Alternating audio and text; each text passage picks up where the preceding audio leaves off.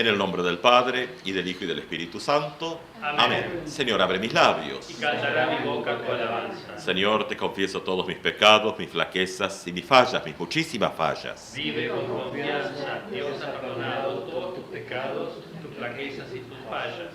Señor, te confieso todos mis pecados, mis flaquezas y mis fallas, mis muchísimas fallas.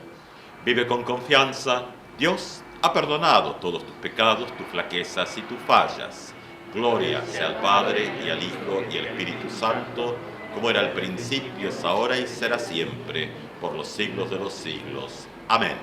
Y vamos a escuchar la lectura para este domingo, lectura del Evangelio según San Mateo, capítulo 14, versículos 13 al 21. Tenemos a alguien, bueno. La lectura se encuentra en la página 1436 de sus Biblias. 1436, Mateo 14, versículo del 13 al 21. Dice: al enterarse de eso, Jesús se alejó en una barca a un lugar desierto para estar a solas. Apenas lo supo la gente, dejó las ciudades y lo siguió a pie. Cuando desembarcó, Jesús vio una gran muchedumbre y, compadeciéndose de ella, curó a los enfermos. Al atardecer, los discípulos se acercaron y le dijeron: este es un lugar desierto y ya se hace tarde. Despide a la multitud para que vaya a las ciudades a comprarse alimentos. Pero Jesús les dijo: no es necesario que se vayan, denles de comer ustedes mismos. Ellos respondieron: aquí no tenemos más que 5 panes y 2 pescados. Tráiganmelos aquí, les dijo. Y después de ordenar a la multitud que se sentara sobre el pasto, tomó los 5 panes y los 2 pescados, y levantando los ojos al cielo pronunció la bendición. Partió los panes, los dio a sus discípulos, y ellos los distribuyeron entre la multitud. Todos comieron hasta saciarse, y con los pedazos que sobraron se llenaron 12 canastas. Los que comieron fueron unos 5.000 hombres, sin contar las mujeres y los niños. Esta es la palabra inspirada por Dios. Te alabamos.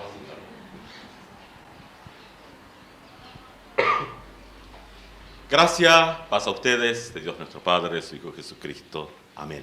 Bueno, hemos pasado al capítulo 14 ahora en el Evangelio según San Mateo, en esta lectura que ofrece el leccionario. Seguimos el leccionario ecuménico general, que, bueno, aunque hay más de una variante, pero en general con la lectura semicontinua. Claro, lectura semicontinua, como el título dice, bueno, no es continua, es semicontinua. Entonces, bueno, acá también hay un pedazo que falta, que es justamente toda la parte de la introducción del capítulo, y vamos a encontrarnos aquí con, bueno, Jesús va ahora a la zona de Nazaret en este capítulo, o sea que hay un cambio geográfico y también otros cambios. Está lo que dice Herodes sobre Jesús y la muerte del Bautista. El asesinato del Bautista por parte de toda la maquinaria de poder de Herodes ahí, bueno, que no es donde nos vamos a centrar hoy, porque nuestro texto como que salta para adelante a lo que hemos leído hoy. Pero bueno, tener en cuenta que esto que está pasando, este relato, bueno, relato, curación, milagro, es un relato que tiene una cantidad de elementos. No es que se da así en el aire nomás y bueno, ahora pasa esto, no. Hay toda una situación dentro de la cual Mateo nos narra el relato de esta manera. Si nosotras miramos los textos bíblicos, nos vamos a encontrar que probablemente cuando van mirando un poquito más adelante, en el capítulo que sigue, hay un título que dice la segunda multiplicación de los panes. Bueno, entonces lo que encontramos aquí en el texto con dos relatos Claro, la mirada histórico-crítica, como decimos muchas veces en los textos, nos van a decir, bueno, en realidad, porque el histórico crítico lo que le interesa es ver de dónde vienen los pedazos. Claro, lo que después ofrece son pedazos, ¿no? Pero hay todo un recorrido que hacen los evangelistas de por qué es así, en cuanto al sentido. Entonces, bueno, uno puede quedarse con esa primera mirada y se queda como con un esqueleto, se queda con el valle de los huesos secos de Ezequiel, pero sin un poco de espíritu que les ponga carne en la profecía de Ezequiel y le dé sentido. Bueno, ¿qué pasa ahora entonces? Estamos entrando ahora, después de las parábolas, que es la enseñanza sobre lo que se asemeja al reino, ahora estamos entrando a esta otra parte que conversa, va y viene y conversan las narraciones entre sí. La alimentación aquí, que viene vinculada con la misericordia y la curación, ¿no? Es decir, no es que uno dice, bueno, ahí acá está la multiplicación de los panes. Bueno, sí, pero hay una respuesta en el relato, tal como el Evangelio se nos presenta hoy, donde la respuesta de Jesús al acto del asesinato del Bautista es mirar con misericordia al pueblo, ¿no? Esto es como se va construyendo esto. Y las curaciones, o sea, uno puede encontrar este modelito, por llamarlo de alguna manera, donde el hacer y quehacer de Jesús tiene que ver con, por supuesto, la redención, ¿tá? Por eso siempre todo esto conversa con la cruz y la resurrección, y después desde la cruz y la resurrección leemos para atrás. O sea, leemos para adelante y leemos para atrás, todo el tiempo. Va, viene, todo el tiempo. En este relato, junto con las parábolas, donde uno dice, bueno, las parábolas son aquello que nos hablan acerca de imágenes del reino de Dios, hablan de lo que no se puede hablar con palabras, hablan con relatos que se asemejan a, o sea, nunca dice el reino es, sino el reino se asemeja a y viene la parábola. O sea, ¿qué es lo que se hace? De lo que no se puede hablar en términos humanos, se entra por detrás del relato, en el lenguaje de los símbolos. Por eso la parábola. Pero ahora la parábola se conecta con acciones concretas. Es decir, ante la muerte del Bautista viene la respuesta de Jesús, que en lugar de ser un largo lamento, es una acción. Fíjense que en nuestro relato de hoy, como esto ha avanzado, no nos encontramos con lo que uno podría encontrar en otros lados, las grandes enseñanzas, sino está enfocado en las curaciones. ¿Sí? Cuando desembarcó, Jesús vio una gran muchedumbre y compadeciéndose de ellos, curó a los enfermos. Vieron que hay un cambio en el relato.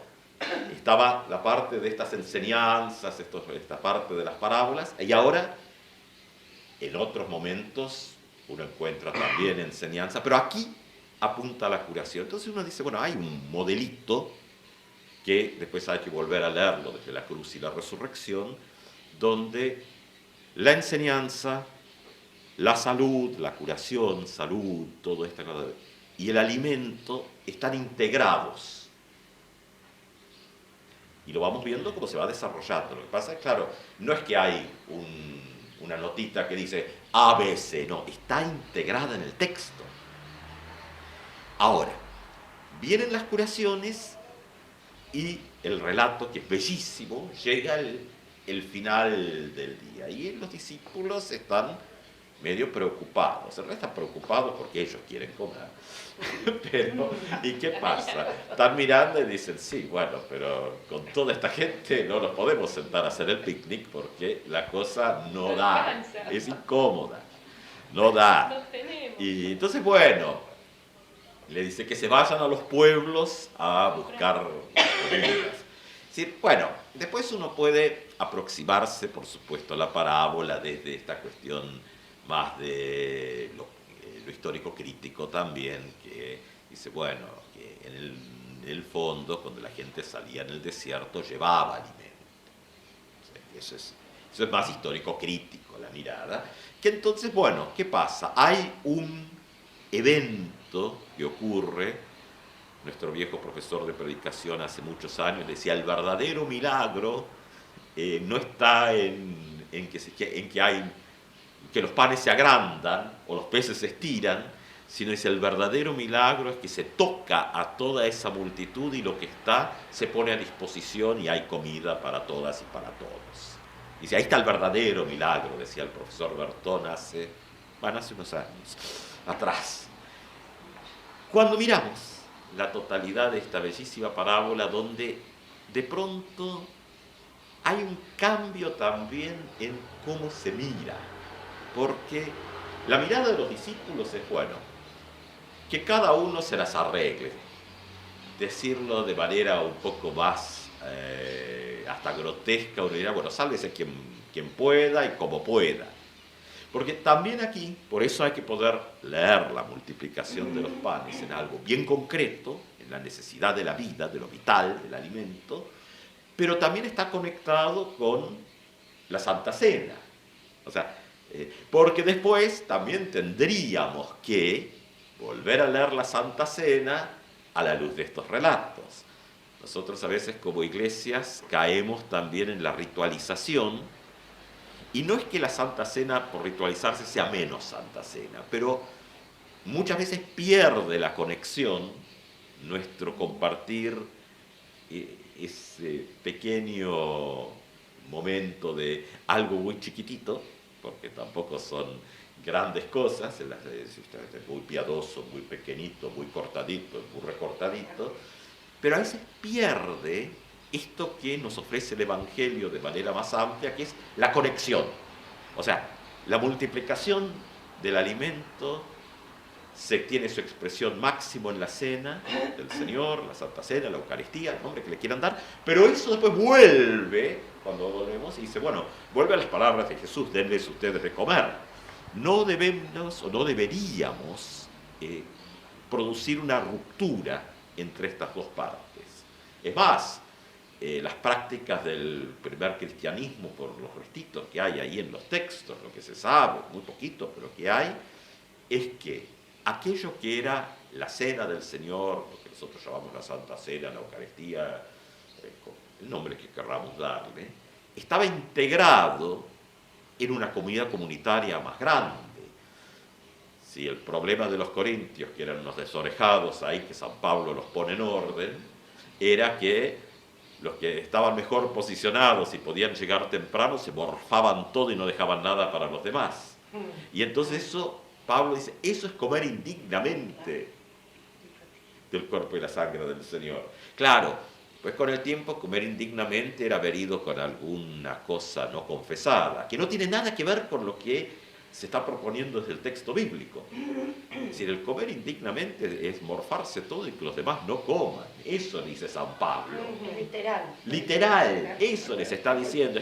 Y entonces dice, y deben hacer, y dice, y hagan así. Dice, porque nuestro Señor Jesucristo, la noche que fue entregado, dice Pablo. Bueno, también a veces uno dice, bueno, si no hubiesen sido unos desorejados los corintios, no tendríamos un relato de la Santa Cena. Porque si lo hubieran hecho todo bien, San Pablo no se hubiera tomado el trabajo de decir cómo hay que hacer. Entonces no lo tendríamos. Entonces me dice, bueno, los caminos a veces estos que nos trascienden, ¿no? Pero volviendo a esta, comillas, primera multiplicación, después nos va a tocar el leccionario que es medio histórico crítico le parece que es suficiente. Vamos a tratarlo ahora. ¿Por qué hay una segunda multiplicación, entre comillas, que los históricos críticos van a decir, bueno, ya es lo mismo? Hay una segunda porque cuando tenemos esta primera aquí, que habrán puesto atención en la lectura, cierra con 12 cestos llenos, bueno, hay una relación con las tribus de Israel, ¿no? O sea, como que todo Israel tiene suficiente alimento. La segunda viene después de que Jesús recibe ese llamado de atención en su teología desde la Sirio-Fenicia, ahí eso ya es el 15, y hay una segunda multiplicación donde ahora hay 7 cestas. y 7 es el número de la creación, el número del mundo. O sea que también Mateo nos presenta aquí, no es simplemente una repetición, es decir, hay una amplitud mayor en la visión de lo que el reino de Dios significa. No queda para algunos y algunas, un grupo, sino que se abre a todo el mundo. Claro, no está dicho así, está dicho en los relatos.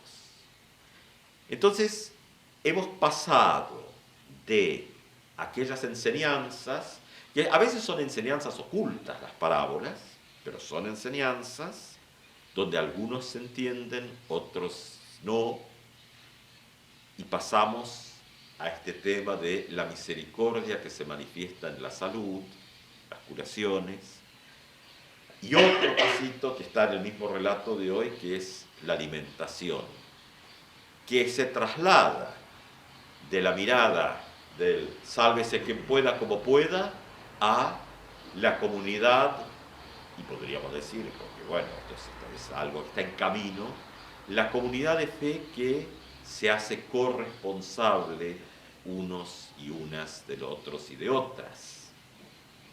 Es decir, no hay una ruptura, y también, por supuesto, el Evangelio según San Mateo le preocupa esto, de una ruptura entre la espiritualización de la vida de la fe, que se despega de las necesidades prácticas cotidianas de las personas. Es decir, el Evangelio según San Mateo nos muestra un Jesús, bueno, nosotros también de distinta manera, pero Mateo tiene esta particularidad del Jesús muy en la tierra.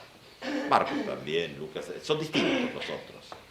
Pero Mateo aborda esto, es decir, con las preguntas donde la tradición de la ley se integran en aquello que está puesto al servicio de la necesidad de los y las demás, especialmente aquellos y aquellas, ¿no? Más vulnerables, porque después en los relatos vamos a ir viendo cómo esto va por esas vías después, cuando vamos leyendo.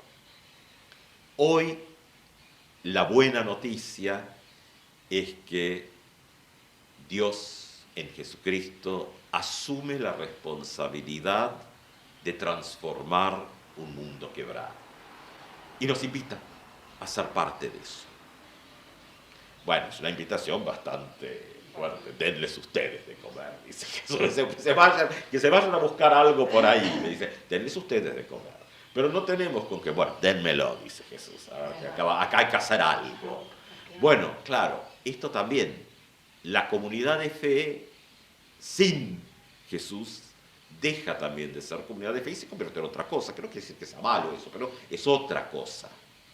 Y esta es la conexión que Mateo en su pluma viene haciendo, conectando puntos, y que los podamos mirar las mismas cosas, pero de otra manera, desde ese vínculo, que finalmente el vínculo pleno es la cruz y la resurrección, leer hacia atrás y volver a mirar al mundo desde los ojos de la esperanza, desde los ojos de Dios, y estamos invitados, invitadas a ser parte de esto. Que así sea. Amén. Amén.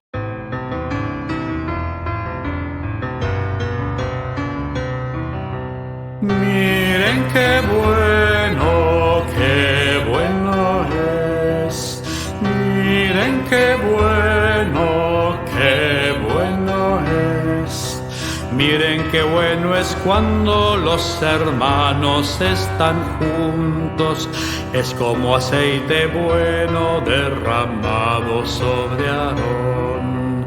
Miren qué bueno es. Miren qué bueno es. Miren qué bueno es cuando las hermanas están juntas. Se parece al rocío sobre los montes de Sión. Miren qué bueno es. Miren qué bueno es. Miren qué bueno es cuando los reunimos todos juntos, porque el Señor ahí manda vida eterna y bendición. Miren Miren qué bueno es. Miren qué bueno.